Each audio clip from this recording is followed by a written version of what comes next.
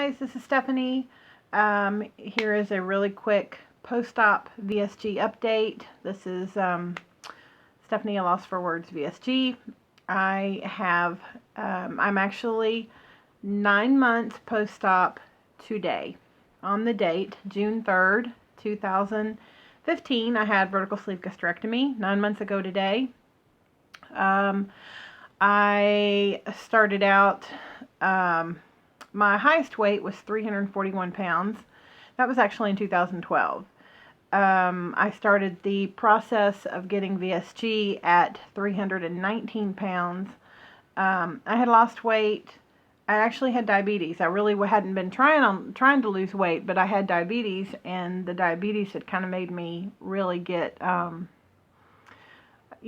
lost weight, but I'd lost weight because I was sick, basically. So, anyways, 319 pounds, November of 2014. Date of surgery, I was down to 291, and as of this morning, I am at 231, so 60 pounds, 9 months. Not a good process, not a good number. You guys that have been watching my videos know for the last few months I have been hovering. Hover is the word. Hover is the word. I've been hovering around 230. Last week I was 229, back up to 231 this morning. And I have been exercising. Actually, I've only went once this week, but the last 2 or 3 weeks I've managed 3 days a week, every week, so that's good, and that's my goal right now. Trying to do something I can definitely live with, but realizing that I need to put exercise back into my program. A non-scale victory in the midst of all this hovering is I bought some clothes yesterday, and a couple of the skirts I bought were 16s. So, and they are snug but not unwearable. They just, they fit very snugly, and they're not too tight though. So, I'm encouraged by that even if the weight isn't going down, maybe the exercise is helping out a little bit. I think the base of everything is that I'm just still eating too many calories for what I'm burning. I'm having a lot of issues with snacking, a lot of issues with overeating. And you guys, if you all have seen my last few videos, you know that I've really been struggling with this. So much so that I did start going to an addiction therapist.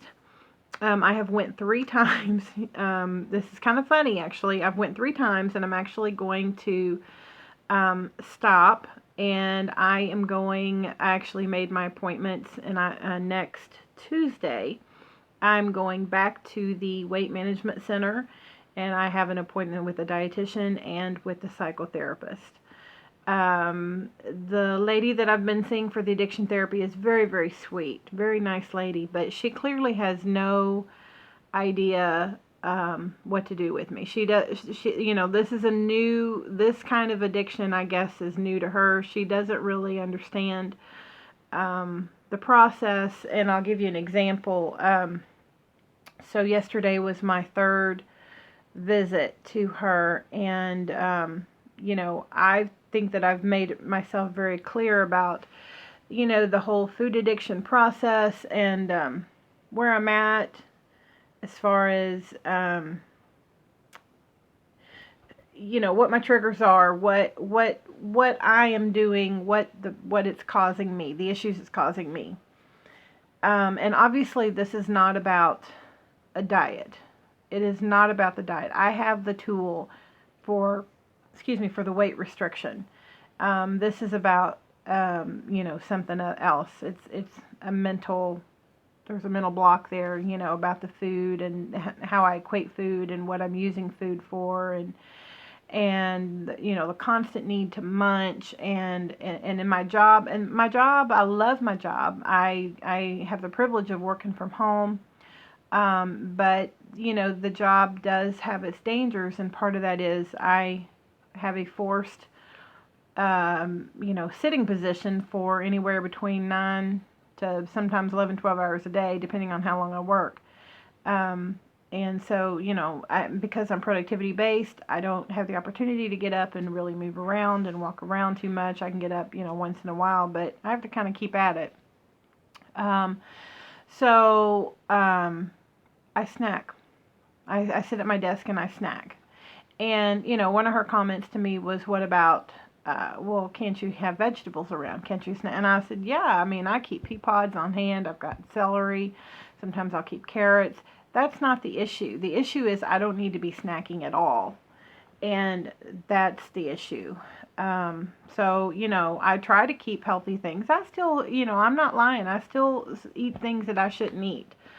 And that's another issue. But when I walked in yesterday, the first thing she handed me was a book about a new diet plan and wanted to know if I was open to trying this new diet that she had read about, and that a couple people that she knows has tried. And I'm not going to say what it is because that part is irrelevant. But the point was, she wasn't understanding. I'm a bariatric patient with a sleeve.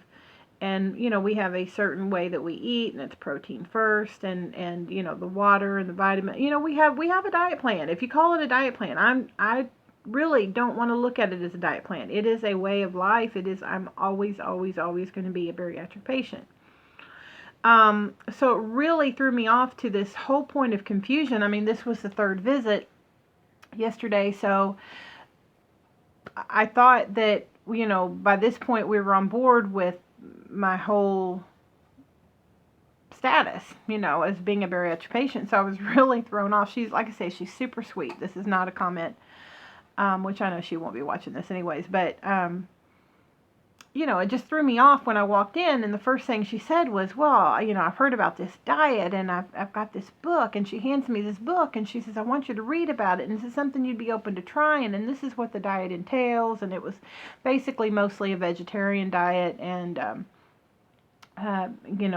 all natural, nothing out of a box. Everything has to be earth grown, and anyways, and no meats. It just really vegetarian, and it threw me off.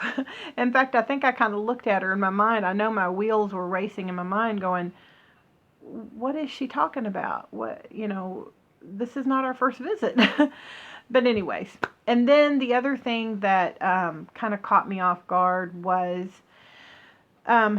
in reference to the food addiction and the cycle of bad eating, and talking to her about how, thinking about food has consumed me my entire life. I mean, I've been a big girl my entire life, and I've always had issues with being consumed about food and thoughts of food, and it's normal for me to get done with breakfast and immediately go, gosh, what are we going to have for lunch? The only difference is now I try to think of it, as, okay, what are we going to have for lunch that I can eat that's healthy? But there are still that days when I go, oh man, I can't wait to go there because they have this really great cheesecake. I do still do that. So I was trying, I have been trying to explain to her about the whole consumption of thoughts of being about food and, or consuming, maybe that's a better word. And, so she sits on the couch and she says, I know that God can heal because, I'm a Christian, and I believe truly that God can heal anything. And I believe that he will heal me of this. I truly do. And, she says, well, I know that God can heal anything, but she said, you said that you've been this way your entire life. Maybe it's just not meant for you to change. Maybe it's, sometimes God takes these things away, but sometimes he doesn't. And maybe this is just something you're going to have to fight all your life. And again, I looked at her like, really? A patient is coming to you needing help, and your answer is, maybe you're just stuck with this your whole life. And it was at that moment I thought, okay, she's really sweet, but this is not the help that I need. This is not what I need. So I actually, as I left the office, the one thing she did ask me, she said, what is something you could do that you haven't done to help yourself? And I said, well, I could call the bariatric center and make an appointment to see them, And so when I left, she says, okay, well, your assignment for this week is to make yourself an appointment with the Bariatric Center. And then she said, and you can come back to me and we can talk about all the other stuff in your life, but I really think you need to get with them about this issue. So I just like, okay. And I went ahead and made an appointment because I didn't want to have a confrontation or anything, but I'm going to very tastefully cancel my appointment with her because I just don't think I don't think she's what I need right now. So I do have an appointment for next week, next Tuesday, I think, with the psychotherapist and the dietitian at the Bariatric Center. And I talked with the dietitian today, and I told her that have gotten off track, and that I need to get back on track before the train completely derails. And the thing that I'm confident of is that I'm sure they see this a lot. And, the therapist yesterday, she did ask me, she said, why haven't you done this already? And I said, well, one thing is because I'm ashamed. I'm ashamed that, I think when they push these newborn bariatric patients out the door, they expect them to toddle for a while and then walk and grow. And I feel like I have toddled and maybe walked a little bit, and then I've fallen down and I haven't gotten back up. And I'm ashamed of that. And she said, well, don't you think that they see this every day? And I said, they probably do. And the more I thought about it, I thought, you know what, I have confidence in that I'm not the anomaly.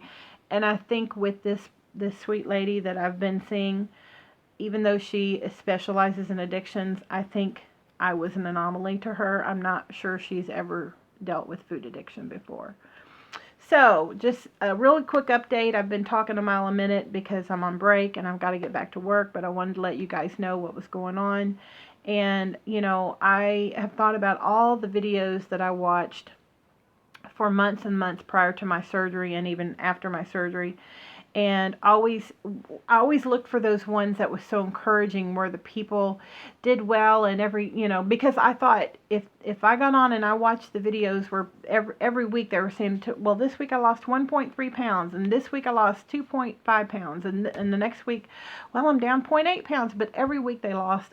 In my mind, I thought, that's going to be me. I'm going to do that too, because I'm having a VSG, and I'm going to do what they did, and it's going to work for me. And it did work for me for about 6 months until I went on vacation. And I went on vacation, and everything ever since then, I've not ever gotten mentally or food-wise back on track. So, you can't tell me that I can't be fixed, and I don't believe that. I don't accept that. I don't accept that I'm just stuck for this with the rest of my life. I don't accept that. So, anyways, and my point about saying that about the videos is I don't want to discourage people if they're watching my videos for the first time, or if you've been watching. I don't want to discourage you to think, oh man. But, just keep watching. This journey will be better. God bless. Bye.